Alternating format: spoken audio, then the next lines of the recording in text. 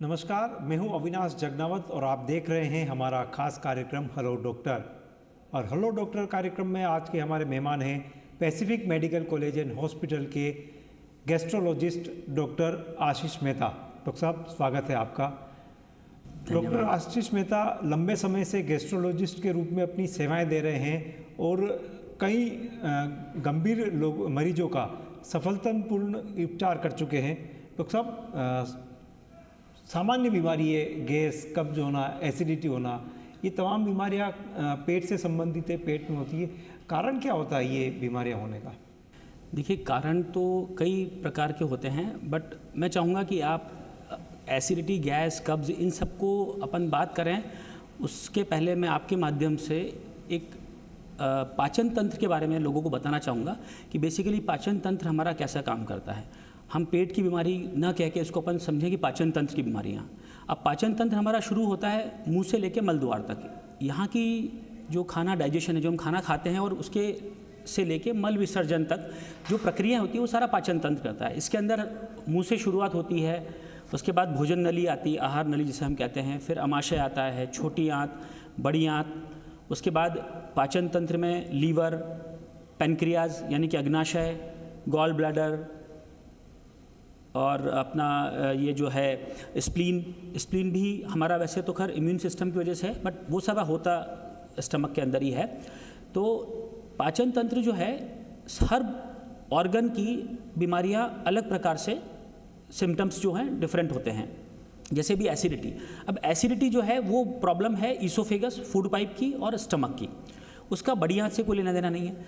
तो सिम्टम्स हमें पहले समझने होते हैं पेशेंट से, जो उनकी हिस्ट्री है उसके माध्यम से, फिर हम उसके लिए जो भी एंडोस्कोपिक टेस्ट होते हैं, सोनोग्राफी होती है, सीटी स्कैन होता है, डिपेंडिंग कि हम कौन से ऑर्गन को लोकेलाइज कर रहे हैं उनके सिम्टम्स के आधार पे। कई चीज़ें तो बहुत स्ट्रेट फॉरवर्ड होती है, जैसे आपने एसिडिटी नाम लिया, आप भी जानते हैं एसिडिटी आप भी कभी ना कभी सबको होती है, हमें भी होती है, आपको भी होती है। लोगों ने एसिडिटी के लिए कभी इनो ले लिया या मेडिकल से जाके कोई भी इस तरह की टैबलेट ले लिया तो क्योर कर लेते हैं। अब जैसे गैस है, गैस एक बहुत ब्रॉड टर्म है। गैस को समझना डॉक्टर के लिए भी बहुत ज़रूरी है कि पेशेंट वाकई गैस में क्या समझाना चाह रहा है, और पेशेंट को भी खुद को गैस को खुद समझना बहुत ज़रूरी है। क्योंकि हम कॉमनली हमारी प्रैक्टिस में देखते हैं मरीज़ को चाहे सर दर्द होगा तो भी वो गैस बोलेगा, हार्ट में दर्द होगा तो भी गैस बोलेगा, कई लोग कब्ज़ को भी गैस बोलते हैं, पेट फूलने को गैस बोलते हैं, डकार को गैस बोलते हैं, पाद आने को गैस बोलते हैं। मतलब उनके लिए पेट की बीमारियां सब गैस है। बट हमारे लिए उसको, जब तक हम उसको समझेंगे नहीं कि आखिर मरीज़ का उस गैस से क्या मतलब है, उसको एग्जैक्टली गैस में हो क्या रहा है। कई बार हमारे पास आते हैं माइग्रेन के पेशेंट्स, उनको सिर्फ हेडेक की प्रॉब्लम होती है, बट उनको फीलिंग ये होती है कि सर में गैस चढ़ रही है। तो मैं ये बताना चाहूँगा कि ऐसा कोई पर्टिकुलर कोई पाइपलाइन या वैसा नहीं है कि जो हमारे सर में जाके गैस पेट से वहाँ पर ट्रांसफ़र हो जाए। हाँ, एक फीलिंग ज़रूर होती है। फीलिंग का क्या कारण है वो अभी तक साइंस ने नहीं पाया गया है। थोड़ा पेशेंट को उस समय फुलनेस लग सकती है, थोड़ा डकार आ सकती है, बट वो होता एग्जैक्टली उनको माइग्रेन है। माइग्रेन का ट्रीटमेंट लेते हैं, काफ़ी हद तक ठीक रहता है। कई बार नो डाउट दोनों चीज़ें साथ साथ होती है। मैं ये नहीं कहूँगा हर सर दर्द माइग्रेन ही होता है, बट दोनों चीज़, तो कहने का मतलब ये है कि अपने को समझना बहुत ज़रूरी है। कई बार पेट दर्द को गैस बोलते हैं, तो अगर आपको पेट में दर्द है तो आप पेट दर्द बताइए डॉक्टर को। नीचे से गैस पास हो रही है, फ्लैचुलेंस है, आप वो गैस अलग है। पेट फूल रहा है, वो गैस अलग है। तो गैस कहाँ से उत्पन्न हो रही है, किस ऑर्गन में ज़्यादा है, वो हमें समझना बहुत ज़रूरी है, और फिर हम उसी हिसाब से उसका ट्रीटमेंट करते हैं। मतलब सामान्य बात है, गैस हो गई, थोड़ा सा किसी ने वॉक कर लिया, कुछ खा लिया और वो ठीक हो गया। क्या इसको सामान्य रूप में ही लेना चाहिए? क्योंकि कई बार ये होता है कि सप्ताह में एक बार या महीने में 2-3 बार किसी को गैस की प्रॉब्लम हुई और ठीक हो गया, तो वो रूटीनली ट्रीटमेंट नहीं कराता है, और उसको लेके ज़्यादा लोग अवेयर भी नहीं है कि अगर गैस की प्रॉब्लम है तो डॉक्टर के पास जाए और अपना ट्रीटमेंट कराए। तो क्या उसको सामान्य ही लेना चाहिए या आगे जाके ये गंभीर बीमारी का रूप ले सकती है? देखिए, आपने जो सवाल पूछा है ना, इसके मल्टीपल आंसर्स हैं। पहले तो हम समझें कि जैसे अब आपने कहा गैस सामान्यतः लें या जांच कराएं। अब जैसे दिन में 2-5 बार डकार आना ये नॉर्मल होता है, थोड़ी बहुत डकार। अगर आपका डकार आने से तात्पर्य है गैस का, तो ठीक है। अत्यधिक डकार आएगी, डकार के साथ खट्टा पानी आता है, एसिड, चरका पानी या अंदर से एसिड निकल रहा है, कभी कभी वॉमिटिंग होती है, फूड पार्टिकल्स आते हैं जिसे हम रिगर्जिटेशन बोलते हैं। अगर ये सब है तो उसको GERD की प्रॉब्लम है। ठीक है, कभी कभी होना, आजकल इस मॉडर्न वर्ल्ड में जो हम खान पान खाते हैं, जो स्ट्रेसफुल लाइफ सबकी होती है, थोड़ा बहुत एक्सेप्टेबल है। बट अगर परसिस्टेंट प्रॉब्लम है, प्लस साथ में कुछ फीचर्स होते हैं जो हम हिस्ट्री में पेशेंट की लेते हैं, जो हम पेशेंट से पूछते हैं, है ना, वज़न कम होना, खून की कमी होना, कमज़ोरी, थकावट होना और वॉमिटिंग होना, सीवियर पेन एब्डोमेन है या कोई पैल्पेबल लंप होता है, कोई गिठान डेवलप हो रही है, तो ऐसे कुछ फीचर्स हैं जो हम पेशेंट से पूछते हैं, फिर हम उसको उसी हिसाब से डायग्नोस करते हैं। तो कुछ डकारें आना कॉमन बात है।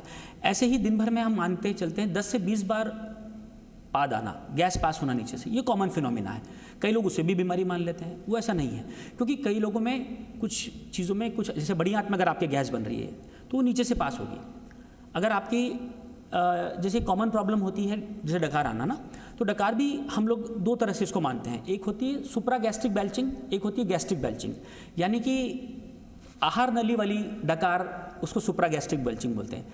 यानी कि जो हम हवा अंदर ले रहे हैं मुंह से अनायास, वो हमें पता नहीं होता, सबकॉन्शियस लेवल पे जल्दी जल्दी, जैसे कभी बहुत तेज़ी से खाना खाने से, आप खाना खा रहे हैं, खाना खाते समय फ़ोन से बात कर रहे हैं या इन जनरल बातचीत चल रही है, अपने को पता नहीं होता अपनी कितनी एयर अपन स्वेलो कर रहे हैं।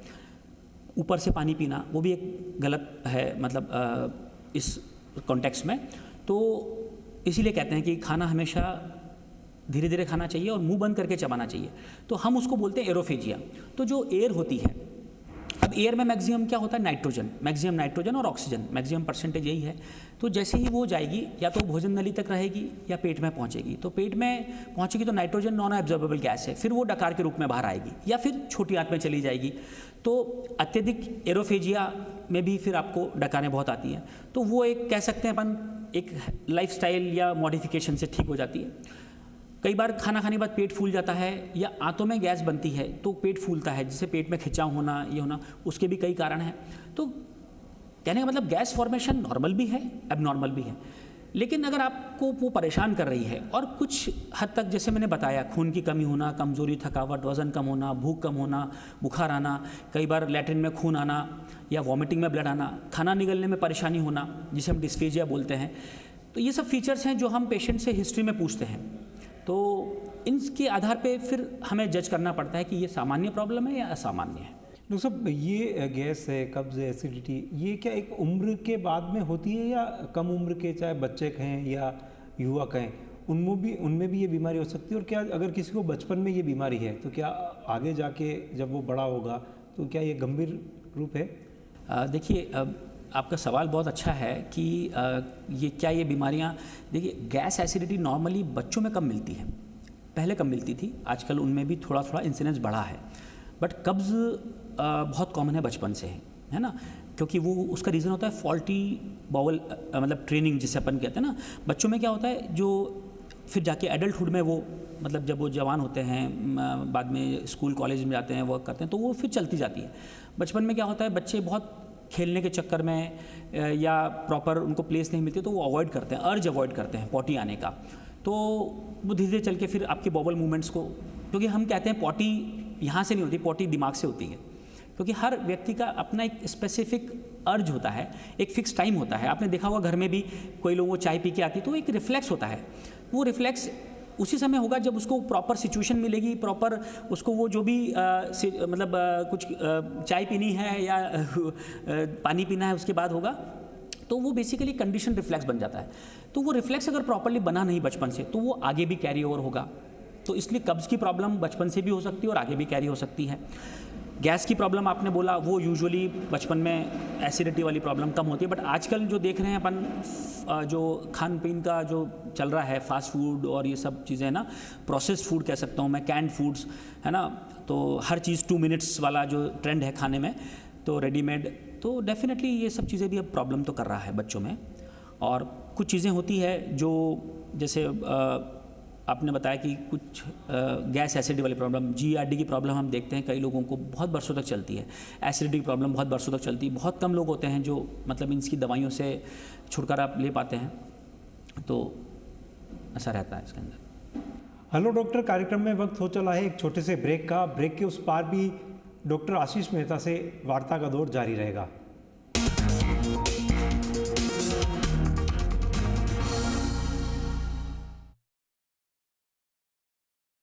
नमस्ते। अगस्त 2014 से अगस्त 2018 तक डॉक्टर सुभाष चंद्रा शो में आप सबका बहुत प्यार मिला। हर शो को 2.5 करोड़ लोग पीक पर देखने लगे थे।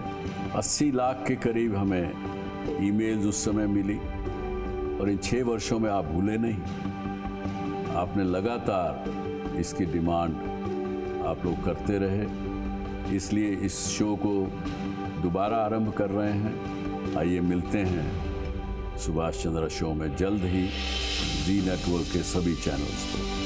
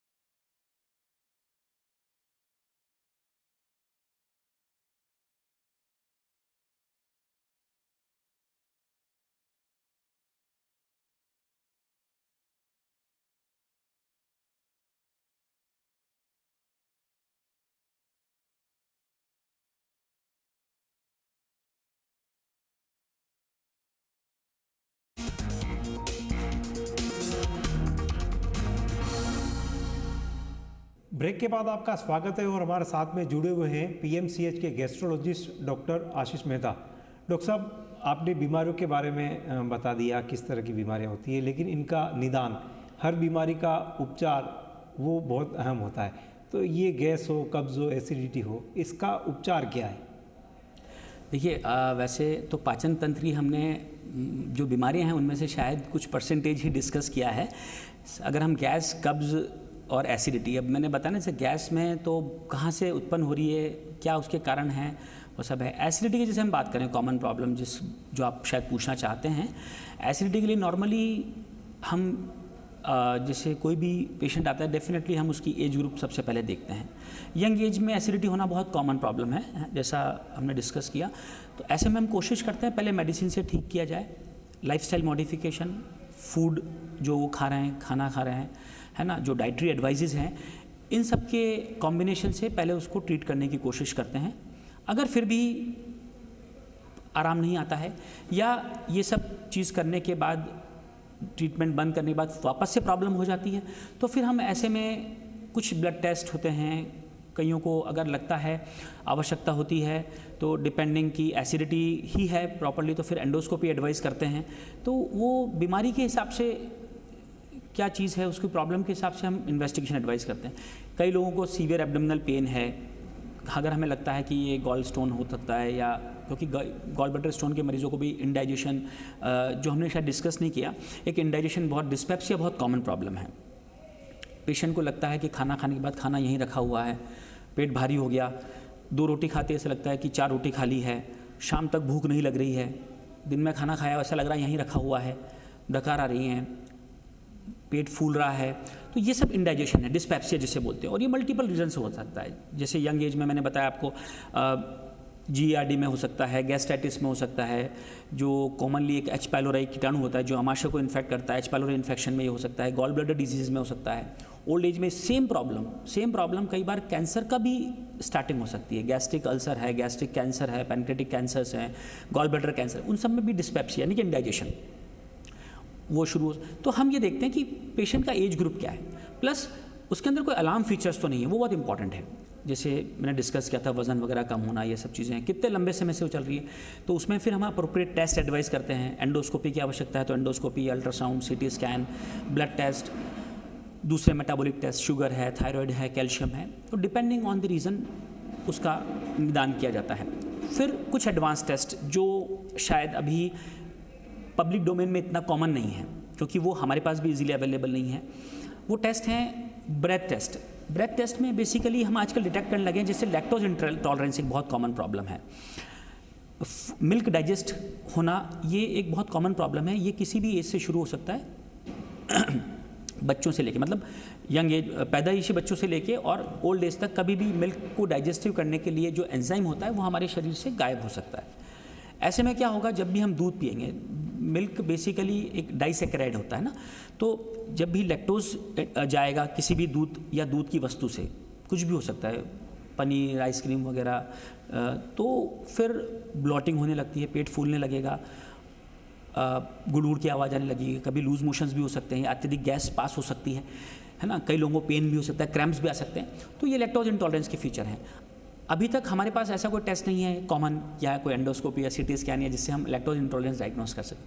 बट अब ये ब्रेथ टेस्टिंग होती है जिसके अंदर कुछ सब्सटेंस ऐसा दिया जाता है जो ब्रेथ हाइड्रोजन कितना हम सांस में विसर्जन कर रहे हैं, क्योंकि वो जो ब्रेकडाउन होता है प्रोडक्ट जो हम खिलाते हैं, फिर थोड़ी देर बाद उसके सांस में कुछ पार्टिकल्स देखते हैं, पार्टिकल्स पर मिलियन, तो वो फूंक मारता है मरीज़ जो सांस से निकल रही हैं पार्टिकल्स, तो उससे भी डायग्नोस करने लगे हैं। तो कुछ बीमारियां हैं ऐसी जो आजकल ब्रेथ टेस्टिंग एक बहुत नॉन इन्वेजिव टेस्ट है, तो ये आने वाले समय में धीरे धीरे शायद प्रचलित होगा और ईजिली अवेलेबल होगा। तो वो अभी लोगों को उसके बारे में बहुत कम जानकारी है, तो हम डायग्नोस कर सकते हैं। उसके अलावा निदान यानी कि डायग्नोसिस, फिर जैसे ईसोफेगस की कई डिजीज़ हैं, उसके लिए हम मैनोमेट्री, क्योंकि पाचन तंत्र है ना, पाचन तंत्र जो डाइजेस्टिव एंजाइम्स हैं, एसिड है, ये सब तो डाइजेशन में तो काम कर रहा है, बट पाचन तंत्र का एक बहुत इंपॉर्टेंट हिस्सा है, अहम हिस्सा, वो है मूवमेंट्स, मोटिलिटी। अब देखिए, खाना मुंह में से हम जो खा रहे हैं, हमने उसको धक्का मार के नीचे कर दिया, उसके बाद आपका रोल नहीं है। एक बार खाना गले से गया फिर आपके कंट्रोल में नहीं है, अनटिल अनलेस जब तक आप विसर्जन कर रहे हैं उसका, अपने आप ट्रैवल कर रहा है। आप इमेजिन करिए जो आप खाना खा रहे हैं किस रूप में खाया और कैसे निकल रहा है। सो बॉडी ने कितना, मतलब नेचर ने कितना उसको प्रोसेस को फाइन बनाया है, वो ट्रैवल भी कर रहा है। वो ट्रैवल कैसे करता है, वो ट्रैवल पेरिस्टालसिस से करता है। पूरे फूड पाइप से लेके, स्टमक से लेके, स्मॉल इंटेस्टाइन, लार्ज इंटेस्टाइन में वो जो मूवमेंट्स हैं, that is known as peristalsis. ये एक बहुत कोऑर्डिनेटेड मूवमेंट होते हैं जिसमें खाने को धीरे धीरे धक्का मार के आगे पहुँचाया जाता है। अब ये बीमारियां तो अभी बहुत मुश्किल से होती है पेरिस्टालसिस की, जैसे अभी IBS, शायद आपने अभी शायद कुछ अपने जिक्र किया था इनिशियली गैस की प्रॉब्लम्स में, कि IBS अब एक ही मूवमेंट डिसऑर्डर है। पेट के मूवमेंट्स प्रॉपर नहीं होंगे तो पेट की समस्याएं होंगी, पेट दर्द होगा, पेट फूला फूला लगेगा, गैस जैसी फीलिंग आएगी, बहुत सारी चीज़ें हैं, कॉन्स्टिपेशन होगा, डायरिया होगा। तो ये पेरिस्टालसिस यानी कि मूवमेंट के जो डिसऑर्डर्स है, ये भी अपने आप में एक अलग ही सेपरेट हमारे लिए एक विषय है जो निदान करना, डायग्नोस करना इतना आसान नहीं होता है। उसके लिए फिर हम टेस्ट करते हैं मैनोमेट्री, प्रेशर की रिकॉर्डिंग्स करते हैं। अभी तक जो अवेलेबल मैनोमेट्री हैं वो फूड पाइप के लिए होती हैं, ईसोफेगस के लिए होती हैं, और एक मलद्वार में। अब जैसे आपने कब्ज़ का भी नाम लिया, कब्ज़ कहने को बहुत कॉमन बीमारी है, जितनी कॉमन है उसका डायग्नोसिस उतना ही डिफ़िकल्ट है। कब्ज़ भी 3 प्रकार की होती है हमारी भाषा में। हम उसको normal transit constipation, slow transit constipation या डिसिनर्जिक डिफिकेशन, ये सब नाम है।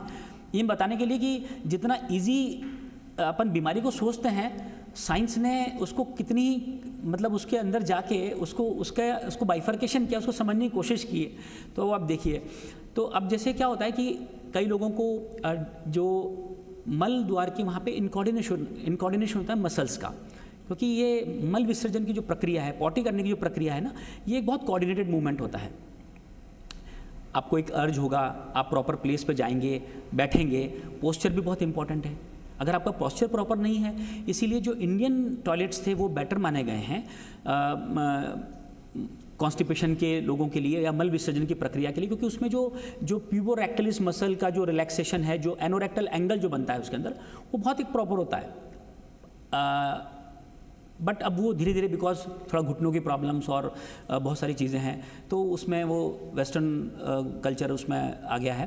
तो कहने का मतलब ये है कि अगर वहाँ की मसल्स का इनकोऑर्डिनेशन है तो फिर हम वो मैनोमेट्री से डायग्नोस करते हैं। वो आप CT scan, colonoscopy, blood test, sonography किसी से डायग्नोस नहीं कर सकते, और वो बहुत रेयरली अवेलेबल, मतलब इजीली अवेलेबल नहीं है। तो कहने का मतलब ये है कि निदान जो है ना, कई बार बहुत कॉम्प्लेक्स भी होता है अगर हम उसकी जड़ तक जाना चाहें तो। डॉक्टर साहब, ये गैस कब्ज एसिडिटी है, खान पान से ज़्यादा प्रभावित करती होगी। किस तरह का खान पान जो है वो होना चाहिए, और अगर आपने कुछ खान पान में किस तरह से बदलाव किया जाए, और अभी जो फास्ट फूड वगैरह ये जो आ गए हैं, ये कितने घातक है इन बीमारी को लेकर? देखिए, आपने बिल्कुल सही पूछा कि वैसे जो पेट की बीमारी है ना, सबसे पहले तो जो कॉमन रीज़न है, शुरुआत उनकी खान पान से होती है ना। आजकल की जो लाइफस्टाइल है, जो फूड जो हम लोग खा रहे हैं, वो काफ़ी हद तक जो है ना हमारे सिस्टम को नुकसान पहुंचा ही रहा है। आप देख लीजिए, जो प्रोसेस्ड फूड्स हैं, रिफाइंड फूड्स हैं, अब मैदा की इतनी चीज़ें आ गई है, आप बर्गर, पिज़्ज़ा, पास्ता जो भी आप खा रहे हैं, मैगी वगैरह, तो ये सब प्लस इसके अंदर जो है प्रिजर्वेटिव, ये जो चीज़ें हैं सब कहने को केमिकल्स हैं, आपका खाने को प्रिजर्व कर रही हैं, उनकी शेल्फ लाइफ बढ़ा रहे हैं। चाहे आप एक वो अचार खा लें, या कोई भी इस प्रकार का फूड होता है ना जो आजकल जो 15 दिन, एक महीने चलता है, जो प्रोसेस फूड्स होते हैं, सब में प्रिजर्वेटिव होता है। अब देखिए, उनके अंदर आर्टिफिशियल स्वीटनर्स होते हैं, एमल्सीफायर्स होते हैं। एमल्सीफायर ये बहुत ही आने वाले समय में आपको धीरे धीरे इन पे शायद रिसर्च होगा तो गवर्नमेंट शायद इनको बैन भी करने लगेगी, जितना लोगों को समझ में आने लगेगा। क्योंकि हम देखते हैं कि इमल्सीफायर्स जो है ना, ये इंटेस्टाइन की लाइनिंग को और बॉडी की इम्यून सिस्टम को बहुत मॉडिफाई कर रहे हैं, क्योंकि हर चीज़ में इमल्सिफिकेशन और ये होता है। आप आइसक्रीम उठा के देख लीजिए, आप कोई सा भी आइसक्रीम उठा के देखिए, हर आइसक्रीम में आपको इमल्सीफायर्स मिलेंगे। तो कहने का मतलब ये है कि खाना कहाँ, मतलब जो फूड है वो डेफिनेटली मेजर रोल प्ले कर रहा है। बट इसके अलावा एक इम्पॉर्टेंट चीज़ ये भी है कि हमारे हाथ में भी काफ़ी चीज़ें, हम खाना कैसे खाते हैं वो इम्पॉर्टेंट है, हम खाना कब खाते हैं और क्या खाते हैं।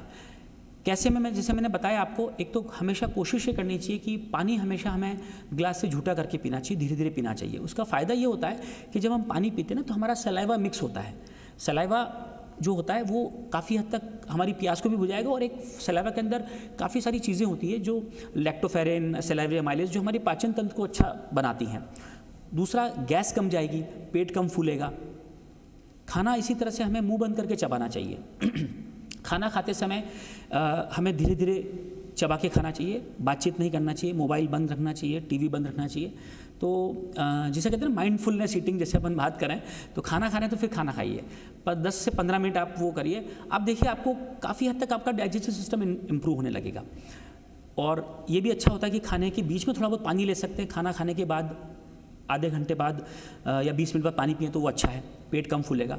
और जिसको खाने की इंडाइजेशन है, फैटी लीवर, ये सब प्रॉब्लम्स हैं, तो उनके लिए रिकमेंडेड है खाना आप भूख से 80% खाओ, आपको प्रॉब्लम नहीं आएगी।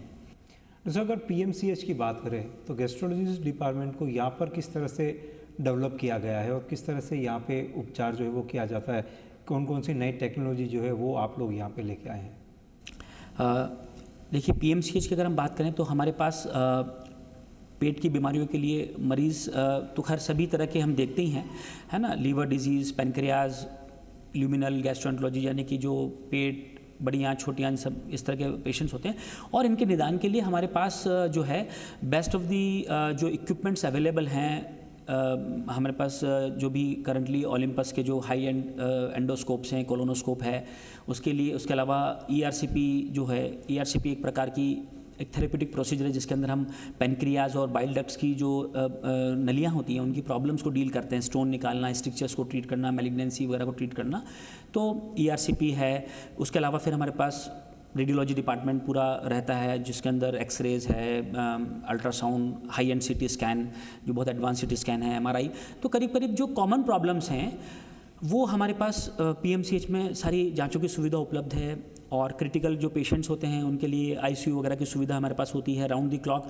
स्पेशली हमारे जो इमरजेंसी होती है एंडोस्कोपिक जिसमें हमें ज़रूरत पड़ती है वो होती है एक GI ब्लीडिंग, ब्लड में वॉमिटिंग के अंदर ब्लड आना या लैट्रिन में ब्लड आना, जिसके लिए हमें कई बार इमरजेंसी एंडोस्कोपीज करनी पड़ती है। तो हम ICU में पूरा हमारा एंडोस्कोपी शिफ्ट करके हम बेड साइड ICU के अंदर करते हैं ताकि पेशेंट को हम और सेफली उसको ट्रीट कर सकें। बहुत बहुत धन्यवाद डॉक्टर साहब हमसे बात करने का। Thank you. तो आप थे Pacific medical college and hospital के गैस्ट्रोलॉजिस्ट डिपार्टमेंट के हेड डॉक्टर आशीष मेहता, जिन्होंने गैस, कब्ज, एसिडिटी जैसी बीमारी जो कितनी गंभीर हो सकती है और उस बीमारी से कैसे बचा जाए और उसके निदान के बारे में विस्तार से हमें जानकारी दी। हेलो डॉक्टर के अगले एपिसोड में हम और किसी वरिष्ठ चिकित्सक से बात करेंगे और किस तरह से आप अपने स्वास्थ्य को बेहतर बनाए रख सकते हैं उसके बारे में जानकारी देंगे। धन्यवाद।